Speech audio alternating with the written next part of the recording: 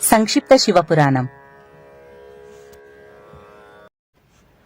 రోమహర్షణ మహర్షి మునీశ్వరులకు శివుని సహస్రనామాలను తెలియచేసి మహాశివరాత్రి గురించి ఈ విధంగా చెప్పసాగాడు. శివరాత్రి నాడు బ్రహ్మ, విష్ణువు, శివుణ్ణి పూజించాలి.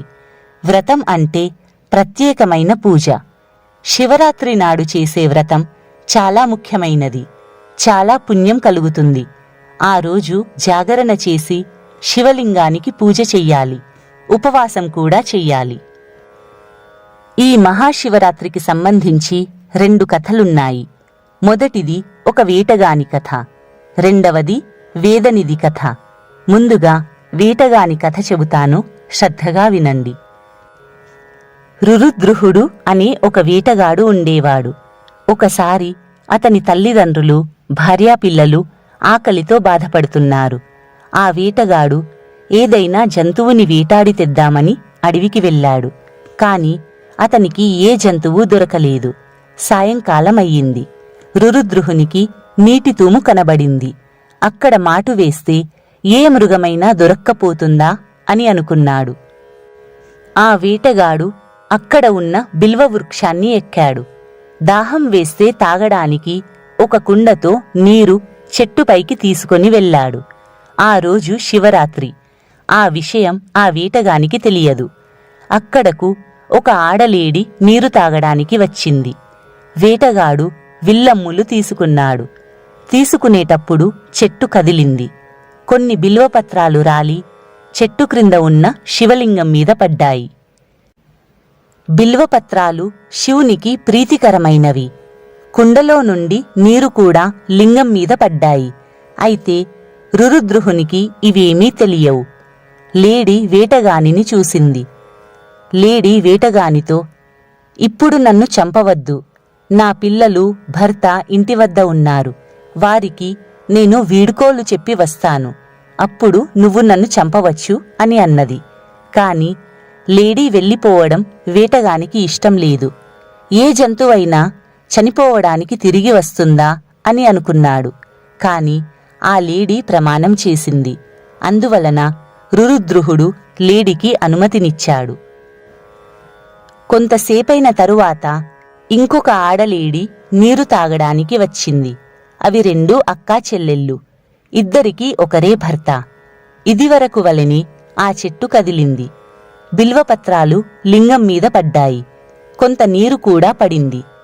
వేటగాన్ని చూసి ఆ లేడీ, కొంతసేపు ఆగు, తరువాత నువ్వు నన్ను చంపవచ్చు. నేను నా భర్తకి, పిల్లలకు వీడ్కోలు చెప్పి వస్తాను అని అన్నది. కాని ఆ వేటగాడు అనుమతి ఇవ్వడానికి ఇష్టపడలేదు. ఈ లేడీ కూడా ప్రమాణం చేసింది. అప్పుడు రురుద్రుహుడు అనుమతించాడు. తరువాత ఇంకొక లేడీ వచ్చింది. వేటగాడు విల్లమ్ములు అందుకునేటప్పుడు మరలా చెట్టు కదిలి బిల్వపత్రాలు, నీరు లింగం మీద పడ్డాయి. అప్పుడు ఆ లేడీ, నన్ను వదిలిపెట్టు. నేను నా 2 భార్యలకు, పిల్లలకు వీడ్కోలు చెప్పి వస్తాను అని అన్నది. ఈ లేడీ కూడా ప్రమాణం చేయడం వల్ల వేటగాడు విడిచిపెట్టాడు. కొంతసేపటికి 2 ఆడలేళ్ళు, మగలేడీ వచ్చాయి. నన్ను చంపి మిగిలిన వాటిని విడిచిపెట్టండి అని అవి అన్నాయి. వాటి పిల్లలు కూడా వచ్చాయి. మా తల్లిదండ్రులు చనిపోయిన తరువాత మేము బ్రతికి ప్రయోజనం లేదు. మమ్మల్ని కూడా చంపండి అని ఆ లేడీ పిల్లలు అన్నాయి. ఈ మాటలు విని వేటగాడు చాలా ఆశ్చర్యపోయాడు. చెట్టు మళ్లీ కదిలింది. బిల్వపత్రాలు, నీరు లింగం మీద పడ్డాయి. రురుద్రుహుని మీద శివునికి జాలి కలిగింది. అతనిలో ఉన్న చెడు భావాల్ని శివుడు తొలగించాడు. వేటగాడు లేళ్లను చంపకుండా విడిచిపెట్టాడు.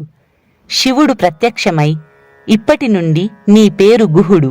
శ్రీరాముడు నీకు అతిథిగా రాబోతున్నాడు. నువ్వు చాలా అదృష్టవంతుడివి అని అన్నాడు. తెలియకుండా శివరాత్రి వ్రతాన్ని ఆచరించినా చాలా పుణ్యం వస్తుందని ఈ కథ వల్ల తెలుస్తుంది. రోమహర్షణుడు ఋషులతో, మునీశ్వరులారా, ఇప్పుడు మహాశివరాత్రికి సంబంధించిన మరొక కథ చెబుతాను, వినండి అంటూ ఇలా చెప్పసాగాడు. అవంతి నగరంలో ఒక సద్బ్రాహ్మణుడుండేవాడు. అతనికి 2 కుమారులు. వారి పేర్లు సునిధి, వేదనిధి. వారిలో వేదనిధి దుర్మార్గుడు. ఒకసారి రాజు ఆ బ్రాహ్మణునికి సంతోషంగా బంగారు గాజు బహూకరించాడు. అతడు ఆ గాజుని జాగ్రత్తగా దాచుమని తన భార్యకిచ్చాడు. అది వేదనిధి చూశాడు. దానిని దొంగిలించి ఒక నర్తకికి ఇచ్చాడు. ఒకరోజు ఆ నాట్యకత్తె నృత్యాన్ని రాజు చూశాడు. అప్పుడు అతనికి ఆమె చేతికి తానిచ్చిన గాజు కనపడింది. ఈ గాజు ఎక్కడిది అని ఆమెను అడిగాడు. ఇది నాకు వేదనిధి ఇచ్చాడు అని ఆ నర్తకి చెప్పింది. ఆ గాజుని రాజు తీసుకొని బ్రాహ్మణుణ్ణి పిలిపించాడు. నేను నీకు ఒక బంగారు గాజును ఇచ్చాను, గుర్తుందా? అది నాకు కావాలి, తీసుకొనిరా అని రాజు అన్నాడు. బ్రాహ్మణుడు వెంటనే ఇంటికి వెళ్ళి గాజు ఇమ్మని భార్యని అడిగాడు. ఆమె గాజు కోసం తాను పెట్టిన చోట చూసింది. కాని అక్కడ గాజు లేదు. దానికోసం ఆ దంపతులిద్దరూ వెతికారు. కాని గాజు కనపడలేదు. చివరకు దానిని వేదనిధి దొంగిలించాడని తెలుసుకున్నారు. కోపంతో అతన్ని ఇంటి నుండి వెళ్ళగొట్టారు. వేదనిధి ఊరూరా తిరిగి బిచ్చమెత్తుకొని జీవించసాగాడు. ఒకరోజు అతనికి ఆహారం దొరకలేదు. ఆ రోజు శివరాత్రి. కాని ఆ విషయం వేదనిధికి తెలియదు. చాలామంది శివాలయానికి వెళ్ళి పూజ చేసి నైవేద్యాలు సమర్పిస్తూ ఉండడం చూశాడు. వాటిలో ఆహార పదార్థాలు కూడా ఉండడం గమనించాడు. ఆ ఆహారాన్ని దొంగిలించి తినాలనుకున్నాడు.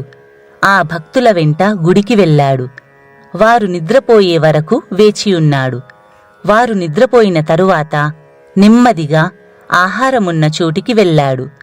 ఆహారం లింగానికి ముందుంది. చాలా చీకటిగా ఉంది. అతనికి సరిగ్గా కనబడలేదు. చిన్న దీపం మినుకు మినుకుమంటూ మసకగా కనిపిస్తుంది. దాని నీడ శివలింగం మీద పడుతుంది.